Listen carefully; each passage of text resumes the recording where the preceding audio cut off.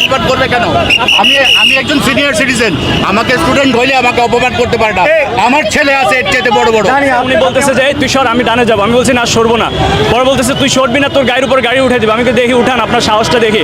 তখন উনি একটা সিগারেট নিয়ে মানে মুখে গাড়িতে বসে একটা সিগারেট নিয়ে উনি বলতেছে তুই আমার চিনোস, আমি কি করি, আমাকে চিনোস। মানে উনি তখন বলতে মানে উনি কি জব করে না পলিটিক্স করে, ওইটা উনি বুঝাতে চাইছিল।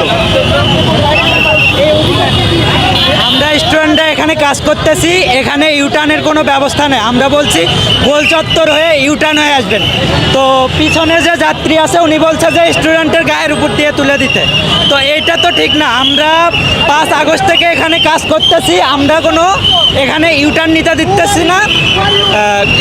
গোল চত্বর হয়ে ইউটার্ন নেওয়ার জন্য বলা হয়েছে, বাট সে অনেক খারাপ ব্যবহার করছে, অনেক কিছুই বলছে, আমাদের অনেক হুমকি দিছে। সার্জেন্টকে ডাকো, পুলিশকে ডাকো, যে আইন জানে আইনের লোক তাকে ডাকো। আপনি গায়ে তুলে দিতে চাইছেন, উনি কি গায়ে তুলে দিতে চাইছেন, এই কথা বলতেছে। গায়ে তুলে দিতে গাড়ির সামনে এসে দাঁড়াইছে, সে আমাকে লাঠি দেখাইছে, আমার গাড়ির সামনে এসে দাঁড়াইছে। কেন দাঁড়াইছে সেটা বলেন।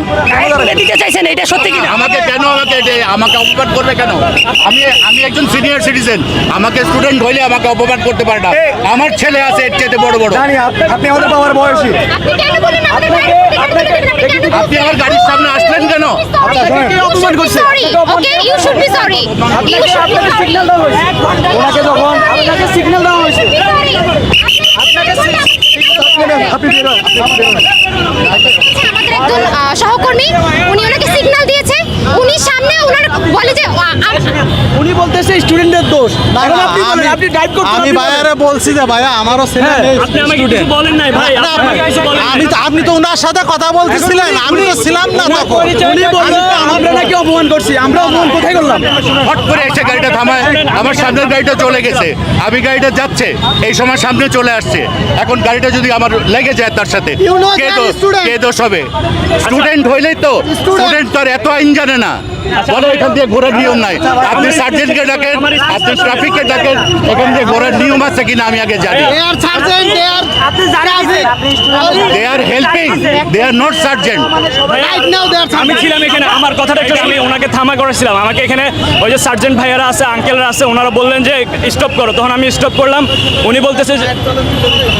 উনি বলতেছে যে গাড়ি তোমরা কি এখানে পলিটিক্স করতেছো, আগের অবস্থায় তো ভালো ছিল। মানে উনি ভাবতেছে যে আমরা হয়তো এখানে 2-4টা করে যারা মানে আমার পছন্দ বা আমরা ইচ্ছে করে এমন করতেছি। তো তখন উনি আমাকে রাফ বিহেভ করতেছে, উনি বলতেছে যে তুই সর, আমি ডানে যাবো। আমি বলছি না, সরবো না। পরে বলতেছে তুই সরবি না, তোর গাড়ির উপর গাড়ি উঠে দিবে। আমি দেখি উঠান, আপনার সাহসটা দেখি। তখন উনি একটা সিগারেট নিয়ে মানে মুখে গাড়িতে বসে একটা সিগারেট নিয়ে উনি বলতেছে তুই আমার চিনোস, আমি কি করি, আমাকে চিনোস। মানে উনি তখন বলতে মানে উনি কি জব করে না পলিটিক্স করে, ওইটা উনি বুঝাতে চাইছিল। আমি ওনার সাথে ছিলাম ওই সময়, এই প্রত্যক্ষদর্শী আমি তো স্টুডেন্টও না।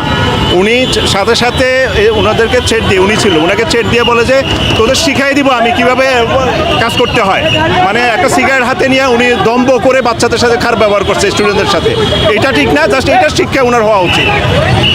যথেষ্ট কারণ বাজার সিগন্যালে আপনারা দেখতে পাচ্ছেন যে এই মুহূর্তে শিক্ষার্থীদের সাথে একটি গাড়ির চালক এবং যিনি বসেছিলেন পিছনে, তিনি মূলত শিক্ষার্থীদের সাথে কথা বলেন এবং একসময় শিক্ষার্থীদের সাথে তাদের বাক বিতণ্ডা আমরা লক্ষ্য করছিলাম এবং শিক্ষার্থীরা তাদের গাড়ি আটকে রাখে এবং তাদের সাথে কথা বলেন এবং সিনিয়র সার্জন আসেন এখানে।